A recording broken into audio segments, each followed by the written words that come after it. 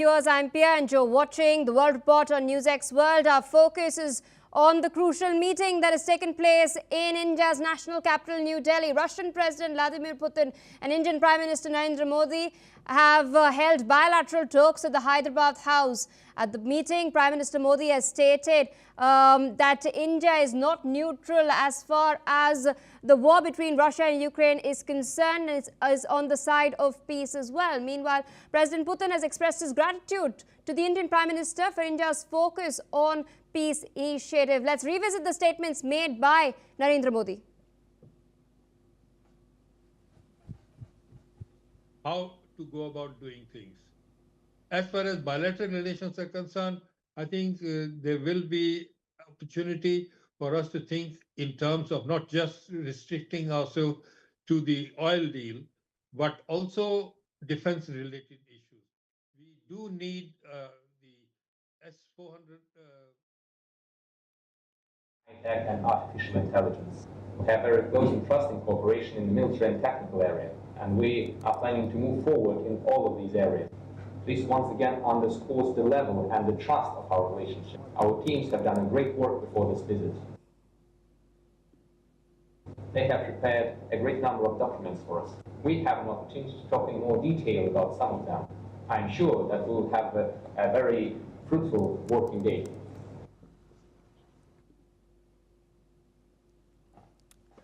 All right, there of course we've seen what the Russian president has had to say. We'll try to get the Indian Prime Minister's remarks as well. Meanwhile, with us on the broadcast is NewsX World Senior Executive Editor Megha Sharma. She's joining us live. Thank you so much for taking out time. And of course, speaking to us, walk our viewers through what exactly transpired in this particular meeting. Ukraine was a key focus, but that's not all. Ties with regards to artificial intelligence, defense, civil nuclear sector. All of this was also raked up by the Russian president. Yes, let's first focus on the press statements that were made by Prime Minister Narendra Modi and President Putin. Of course, this happened right before the bilaterals started off. So they right now are... So this happened right before Prime Minister Narendra Modi and President Putin went on and held their bilateral talks. Those bilateral talks are continuing right now. And Prime Minister Narendra Modi opened up that statement that addressed to the press and to President Putin, talking about Ukraine. Very important, very crucial. Remember, Russia has been at war with Ukraine for the past several years. In 2022 is when this started off. There had been frictions that have been seen between Ukraine and Russia since 2014, and even prior to that, Prime Minister Modi went on and said that India stands for peace. He went on to say that Russia understands India's perspective and India is backing for peace to prevail in the world, and in particularly Ukraine and Russia, the conflict that carries on. He's spoken about how India is not neutral, as opposed to the commentary, the narrative that has been built by the West, by European countries time and again, trying to pressurize India, trying to push India to have conversations with President Putin to end this war. In fact, there have been these calls that have been made on public fora by envoys, by leaders, hoping Prime Minister Narendra Modi is going to speak to President Putin during his visit to India in New Delhi. That is a 2-day visit. So that I think that sort of sums it up. Like, while we are talking about India-Russia bilateral ties, trade and investments,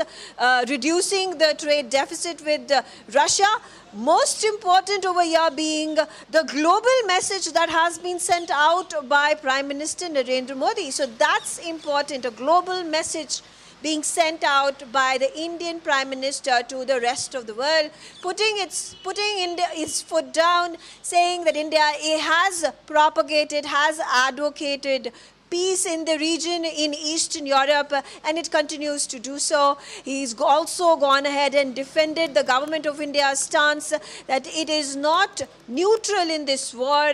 It is backing for peace to be restored, but by way of negotiations. And while when we talk about President Putin's remarks after Prime Minister Narendra Modi spoke, he thanked Prime Minister Narendra Modi for this decades-old relationship that India and Russia share.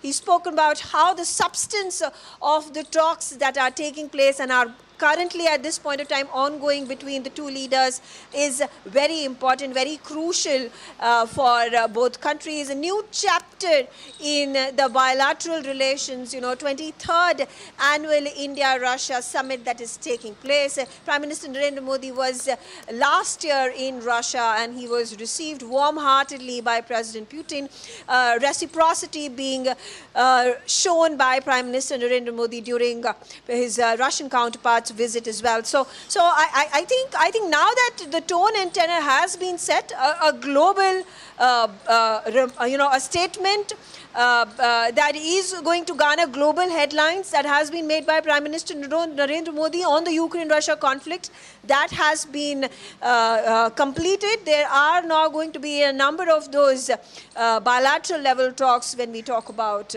trade, investment, like I already mentioned, space exploration, space cooperation, civil nuclear cooperation. We talk about labor mobility. We are talking about artificial intelligence. We are talking about agriculture, pharmaceutical. These are all the aspects on which both countries are going to work together, that are led by their leaders. And of course, MOUs, 20 plus of those MOUs that are going to be signed. Indeed, Megha, you did mention the fact that President Putin had highlighted that the relationship was a decades-old relationship that India and Russia enjoy. That's not all. It's Prime Minister Modi and President Putin who also enjoy a relationship that's almost that spanned 25 years. In fact, the Indian Prime Minister did recall his 2001 visit to Russia as well, when before he, of course, took up the mantle as the Chief Minister of Gujarat. He was a part of a delegation that was being led by Atal Bihari Vajpayee to Russia. We've seen that bonhomie still endure, especially with what happened at the tarmac yesterday. What further insights can you share with our viewers? How does this bonhomie then shape the bilateral relationship, the strong nature of which we see despite sanctions being slapped on India 50% up until now?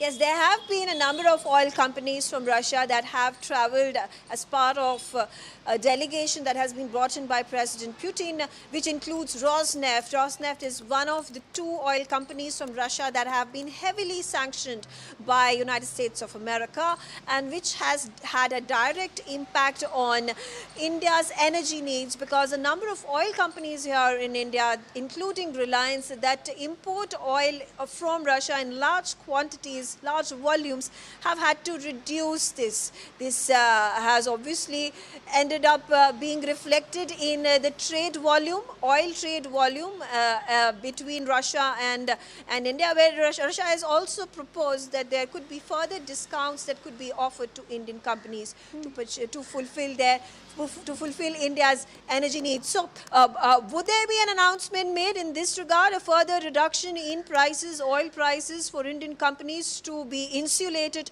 from the US trade tariffs? Remains to be seen. But Russia has taken a stance, and so has India, that these oil tariffs that have been imposed unilaterally by United States are illegal. There has been no endorsement, no resolution that has been passed in the United Nations Security Council that would make it a legal mandate. And therefore, Russia has outrightly come out and rejected these tariffs on its oil companies. But at the same time, there is, of course, a very important aspect of India-Russia trade relations, India-Russia civil nuclear cooperation, because we saw yesterday there was the State nuclear agency, state nuclear corporation from Russia that sent the first tranche of nuclear fuel to Kudankulam in Tamil Nadu. There is 6 nuclear plants in Kudankulam where India is working in close cooperation with Russia. Russia has been assigned to provide nuclear fuel and of course high-tech exchange for the development of these nuclear reactors, and this is one of the 7 tranches of nuclear fuel that has been delivered by the Russian state corporation. This was in alignment with the US President Donald Trump's visit yesterday in Delhi. So that's completed, and in fact statements coming in from President Trump as well in earlier, and his secretary Dmitry Peskov talking about how this cooperation goes beyond Russia providing nuclear capabilities by way of fuel and core components for nuclear reactors, small modular reactors for India, but at the same time exchanging technical know-how, at the same time transferring technology, which is going to further build India-Russia relations to even, higher heights. So civil nuclear cooperation, we've spoken about oil, that has been a contentious issue globally, making headlines, affecting India-Russia oil trade, but at the same time, the massive trade deficit that India faces, $5 billion is the export of Indian goods and services to Russia, vis-a-vis this massive trade deficit that is hugely in favor of Russia. You know, $63 billion of that $68 billion total trade between India and Russia. Russia exports those $63 billion worth of goods. Primarily, it includes oil and defense, as can be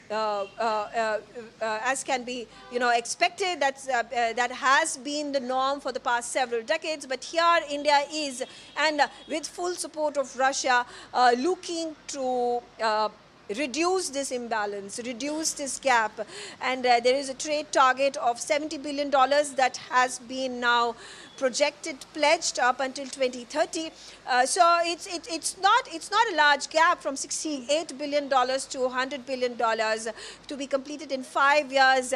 Should not be a difficult goal to achieve. But these are some of the aspects on which, some of the key aspects on which both leaders are going to be talking, holding those bilateral talks even as we speak, and of course eagerly awaited are those 20 of those MOUs and intergovernment agreements that are going to be signed, and of course hugely awaited is the concluding speeches, the joint press statements that Prime Minister Modi and President Putin are going to be making, encapsulating what their talks were all about and what the future holds for India-Russia relationship.